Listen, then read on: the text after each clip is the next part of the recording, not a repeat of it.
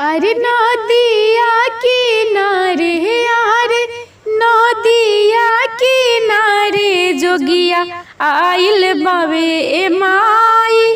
कही तू तो जोग सीखे जाइती ए माई। कही तू तो जोग सीखे जाइती ए माई।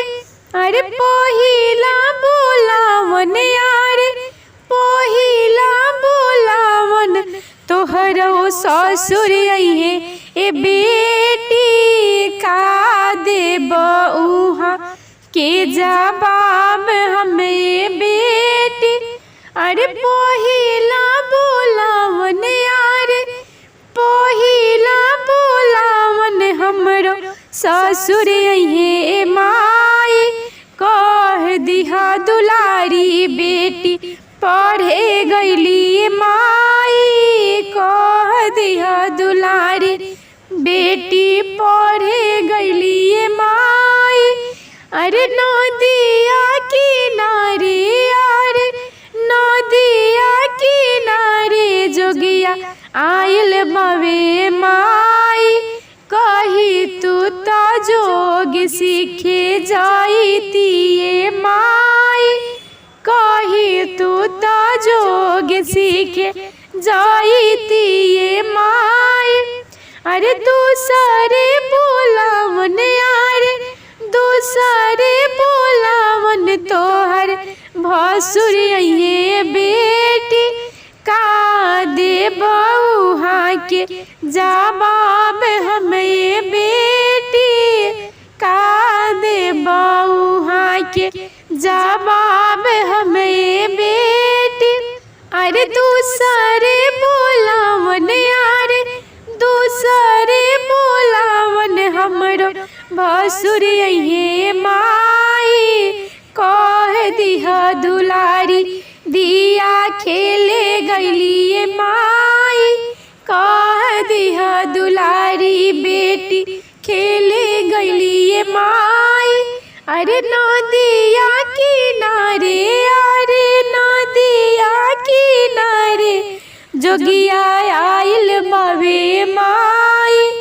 कही तू ता जोग सीखे जाइती ए माई। कही तू ता जोग सीखे जाइती ए माई। अरे तीसरे बोलावन यार, तीसरे बोलावन तोहर देवर अइहे बेटी। का देब उहाँ के जवाब हमें बेटी। का देब उहाँ के जवाब हमें बेटी।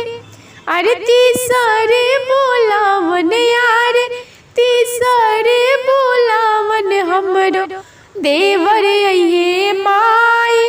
कह दिहा दुलारी धिया फुलवरिया गईली माई। कह दिहा दुलारी धिया फुलवरिया गईली माई। अरे नदिया किनारे यार, नदिया किनारे जोगिया आइल बावे माई। कही तू तो जोग सीखे जाइती ए माई। कही तू तो जोग सीखे जाइती ए माई।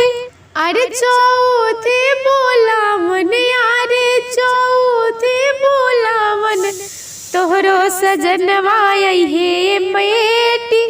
का देब उहाँ के जवाब हमें बेटी। का देब उहाँ के जवाब हमें बेटी। अरे चौथे बोलावन यार, चौथे बोलावन हमरो सजनवा अइहे माई। काठ के कठपुतरी बनाई दिहा ए माई। काठ के कठपुतरी बनाई दिहा ए माई। डोलिया में ले जाके बैठाई दिहा ए माई। काठ के कठपुतरी बनाई दिहाए माई डोलिया में ले जाके बैठाई